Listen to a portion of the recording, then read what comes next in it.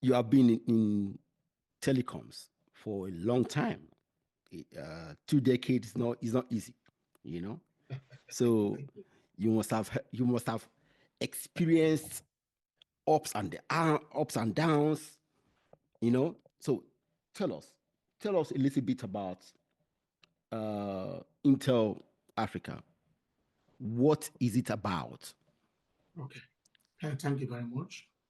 Infratel Africa is a brainchild of two rural, um, two personality in telecom who happens to be an offspring from the rural area, who grew up in the rural area.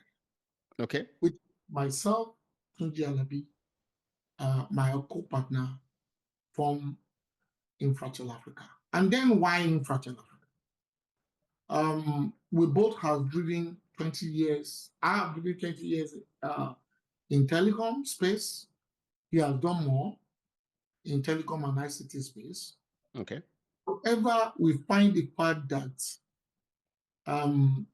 infrastructure provision is a bit skewed. It's skewed to majorly the urban area, where the MNO, the mobile network operator, can get good return on investment. Yes. I was lucky to join telecom just after I was just graduating from school, and I joined a company called Atlantic West Africa, which is a UK company that started with the like of MTN and Airtel in the early 2000s. Yeah. This infrastructure over the time, I've grown with them. I've transited other organizations, Ericsson and other telecom company. But there is this yearning for telecom infrastructure, amongst other, in the rural area. Yeah. Nobody wants to go there. Everybody wants to stay in Lagos and the big city, Abuja. They can have very quickly. They can have very quick return on investment. Yes. There's an ITU goal. It used to be called Agenda 2030. That it is called universal provision of telecom services, which majorly says 100% of the world population should be connected, irrespective of your location. And being a brainchild of rural Africa, or rural Nigeria, so to say, I do not believe that anybody should be disadvantaged by virtue of your location. Okay. In this digital age, whereby even in Nigeria, ICT is contributing between 12 to 17% of our GDP. Wow. If the people in the rural area are excluded, what it shows is about 47.9% that lives in the rural area are excluded. And if you look at the population of Nigeria, we go by the statistic of 200 and something. I know we are more. Then we are saying that more than 100 million people are excluded. Yeah. 100 million is more than 3 to 4 countries joined together, depending in West on Africa. the Yes. Yeah. Maybe Ghana, Cameroon, and one other country joined together. So what we are saying is that 3 or 4 countries are totally excluded from connectivity. That means this podcast we're having. Yeah, they can't see it. And then we felt that this should not be the situation. And then we took it on ourselves. Yeah. That what we are going to do is to start with research. What can we do differently to begin to provide innovative cost solution to drive rural connectivity and bridge digital divides? Okay. And this is where the journey for Infratel began. So we started going for conferences in India, in US, and some of these countries to understudy how we can get some of these solutions down. And this started from 2016. So by 2019, we had enough information to be able to test the water. And Infratel Africa was incorporated as a company. Wow. And then we started. We told ourselves at that stage, we are going to be, at this stage, be driven by passion. Because if we want to put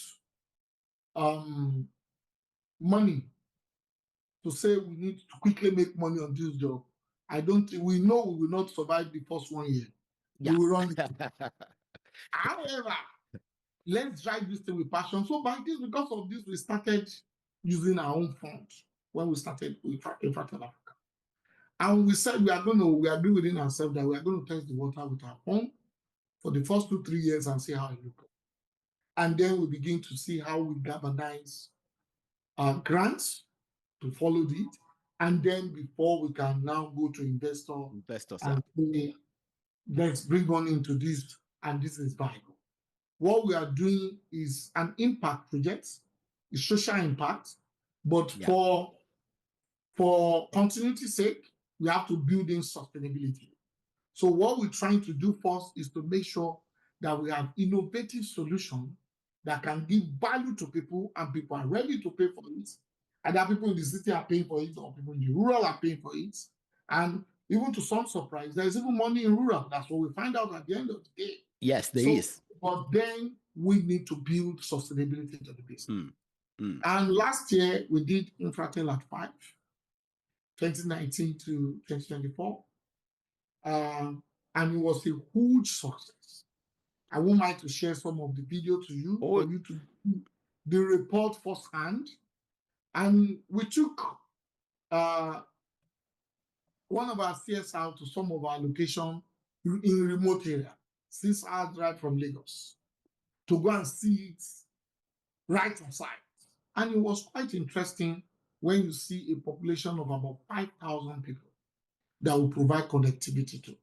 I will share video so that you probably, and I'm giving you the rights now to probably incite this kind of video and let people breathe exactly. And by the time you see the response of the rural people and see kids on the street happy because connectivity, they're dancing, beating drums without wearing slippers. Tola, see, I was born in a rural area. Okay, I can imagine. See, some years ago, when my father goes to the village, the connectivity was minimal.